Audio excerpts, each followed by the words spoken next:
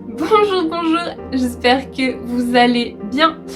On se retrouve aujourd'hui pour une nouvelle vidéo 100%. Comme le titre l'indique, aujourd'hui on va parler d'amour. Et du coup 100% amoureux, 100% amoureuse, c'est ce dont on va parler aujourd'hui. L'amour. Ah, l'amour. C'est quelque chose, hein. C'est quelque chose, on va dire. Mais on va pas partir dans des considérations métaphysiques aujourd'hui. On va parler de 100% amoureux, passionné de Jésus-Christ, passionné de Dieu. Et on va pas aller trop loin, on va commencer en allant prendre une parole dans la Bible, dans le dernier livre de la Bible qui est Apocalypse.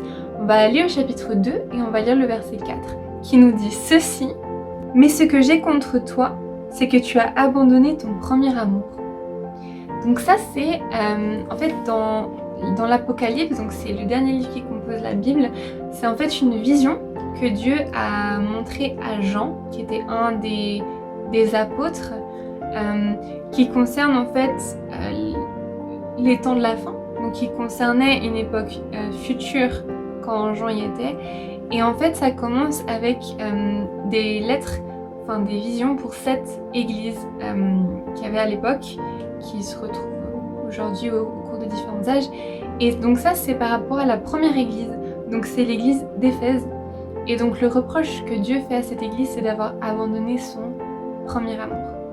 Donc il y a plusieurs reproches, il y a plusieurs sortes de choses différentes pour les autres églises, mais pour celle-là c'est frappant que Dieu dise: ce que j'ai contre toi, c'est que tu as abandonné ton premier amour. Et je trouve que c'est hyper important parce que ça nous montre que Dieu n'est pas le Dieu qui a créé l'univers, les cieux, la terre, tout ce qui s'y trouve, et qui ensuite s'est séparé totalement de sa création et qui n'en a plus rien à faire. Mais ça nous montre que Dieu est intéressé par sa création, est intéressé par nous, et qu'en fait c'est notre cœur qui veut. Dieu, ce qu'il désire, c'est notre cœur. Il aurait pu nous créer comme des robots, et qui, du coup, des robots, ils auraient obéi à 100%, mais il y aurait eu zéro émotion, il y aurait eu zéro sentiment, il y aurait eu zéro choix d'attachement à Dieu. Mais c'est pas ce que Dieu voulait. Dieu, il voulait qu'on puisse l'aimer en retour. Dieu, il désire qu'on puisse lui donner notre cœur, qu'on puisse en fait attacher notre cœur à le servir en fait. Et c'est beau, c'est magnifique. Dieu désire qu'on l'aime. Et quand je parle d'amour, je parle pas des papillons dans le ventre, d'une émotion passagère, d'un sentiment passager ou quoi, mais c'est vraiment un amour profond, un amour qui soit vrai, la décision vraiment de s'attacher à Dieu. C'est de ça que je parle et c'est ça que Dieu désire en fait qu'on fasse. Et c'est intéressant de voir que dans la Bible en fait, l'épouse, enfin plutôt l'église, du coup l'église de Jésus-Christ, le corps des croyants, ce que forment tous les croyants, on appelle ça le corps de Christ, mais c'est comparé à une épouse, Jésus-Christ étant l'époux. Et entre un époux et une épouse, ce qui les relie, c'est une relation d'amour, c'est l'amour qui est entre les deux. Sinon c'est un contrat. S'ils sont liés par autre chose que de l'amour, c'est un contrat, c'est pas un mariage, c'est pas un époux et une épouse. Et c'est ça que Dieu nous appelle à être une épouse liée à son époux, qui est Jésus-Christ. Et c'est pour ça qu'aujourd'hui j'aimerais parler d'être amoureux de Dieu, d'être passionné de Dieu. Et c'est pas juste un truc de fille, ou c'est pas juste un truc romantique ou quoi, absolument pas. Mais ça nous concerne tous en fait. Tous ceux qui suivent Jésus-Christ, on est appelés à être amoureux de lui, à être passionnément perdus d'amour pour Dieu en fait. L'amour ça fait faire des trucs fous. Et Dieu nous appelle à faire des trucs fous. Et hormis l'amour qu'on peut avoir pour lui, je vois pas qu'est-ce qui pourrait nous pousser en fait à le suivre. C'est vraiment l'amour qui peut nous pousser à suivre Dieu. Et Dieu nous demande de l'aimer en fait. On va aller lire un deuxième passage, donc ça c'est des paroles de Jésus qui reprenaient l'Ancien Testament. On va aller dans le livre de Matthieu, chapitre 22, et on va prendre les versets 36 et 37 qui nous disent ceci. « Maître, quel est le plus grand commandement de la loi ?» Jésus lui répondit, « Tu aimeras le Seigneur ton Dieu de tout ton cœur, de toute ton âme et de toute ta pensée. » C'est le premier commandement et le plus grand.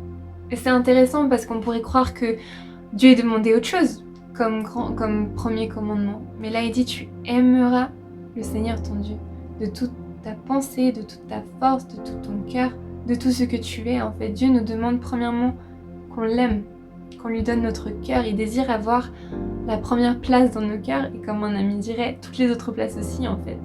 Et tout ce qu'on met dans nos cœurs avant Dieu, c'est une idole, c'est un Dieu de substitution.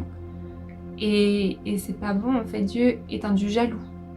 Et il désire qu'on l'aime, il désire qu'on soit attaché à lui, que ce soit lui qu'on recherche. David, dans les psaumes, il y a un livre dans la Bible qui est le livre des psaumes.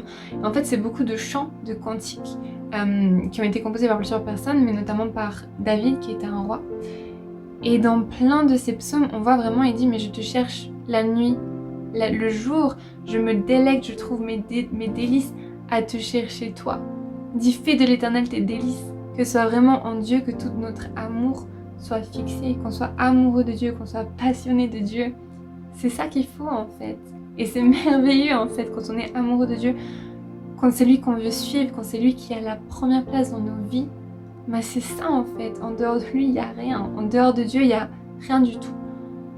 Et Dieu nous appelle à l'aimer véritablement. Et moi je crois que la Bible, c'est la plus grande histoire d'amour jamais existée.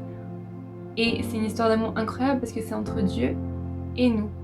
Entre toi et Dieu, entre moi et Dieu, entre chacun d'entre nous et Dieu. Dieu nous aime, mais il demande notre amour en retour. Il désire qu'on puisse le connaître, qu'on puisse le rechercher, qu'on puisse l'aimer de tout notre cœur, de tout ce qu'on est, que ce soit lui notre première préoccupation. Et peut-être que tu t'es dit que par le passé tu aimais Dieu, tu avais un premier amour, mais que ça s'est refroidi. Et ben, ça peut se raviver l'amour. La flamme de l'amour, ça se ravive. Comment? En passant du temps avec Dieu, en passant du temps dans la prière, dans l'écoute, dans la louange, en prenant des soirées où tu fixes que cette soirée-là, tu vas la passer avec Dieu, personne d'autre. En passant du temps dans la prière, en prenant des temps seul à seul avec Dieu, en écoutant aussi les témoignages, en te rappelant de qui est Dieu, en réapprenant à le découvrir, en l'incluant dans tout ce que tu fais.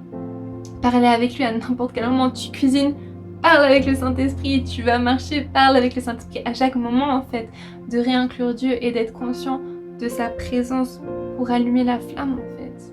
Souvent les relations elles s'étiolent, que ce soit les relations de couple ou autre, je suis pas experte mais ça s'étiole parce que on prend plus le temps de passer avec la personne, on n'investit plus dans cette relation, on n'investit pas dans la relation avec la personne et du coup petit à petit le feu il meurt. Mais on veut garder le feu de notre relation avec Dieu vivant en fait, on veut le garder brûlant en fait. Et donc vraiment soyons des passionnés de Dieu. En cette année 2022 là qui commence et toutes les suivantes, soyons des passionnés de Dieu, soyons des personnes qui courent après Dieu, soyons des personnes qui ayons Dieu comme priorité. Et j'aimerais lire encore cette parole, ça va être la dernière parole d'aujourd'hui. Elle se trouve dans le livre d'Osée, donc c'est dans l'Ancien Testament. Osée c'était un prophète qui n'a pas eu une vie facile, comme bon nombre de prophètes d'ailleurs. On va aller dans Osée au chapitre 2 et on va lire le verset 18 qui nous dit « Ceci, ce jour-là, déclare l'Éternel, tu m'appelleras mon mari et tu ne m'appelleras plus mon maître. » C'est incroyable que ce soit Dieu qui nous dise un jour, ce jour-là, en ce jour-là, tu ne m'appelleras plus mon maître mais mon mari.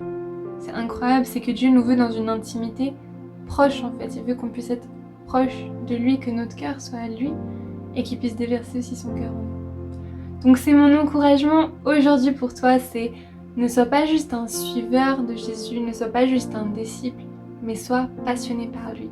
Ne soyons pas juste des personnes qui ont peur, panique de Dieu, qui sommes en angoisse devant lui, mais qu'on puisse vraiment l'aimer.